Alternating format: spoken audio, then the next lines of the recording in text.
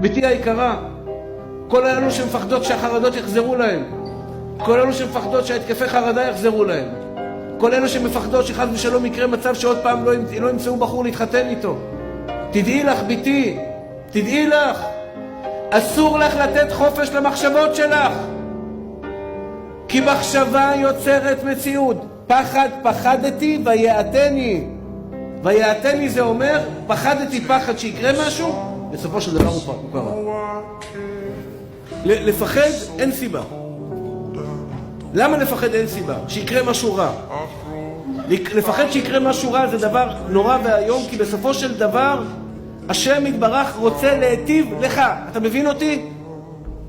אתה שומע מה אני אומר לך, אחי? אל תיתנו לפחד להשתלט עליכם לעולם.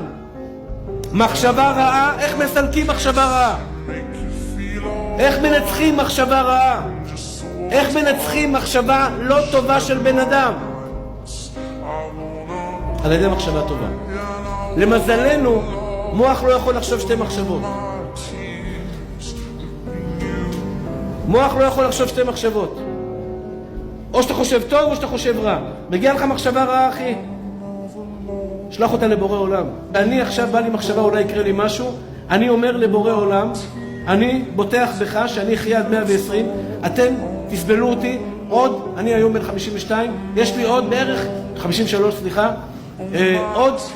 עוד 70 שנה לחיות פה. אתם תסבלו אותי עוד 70 שנה פה עומד וצועק לכם ביטחון בהשם, ביטחון בהשם, ביטחון בהשם, ביטחון בהשם.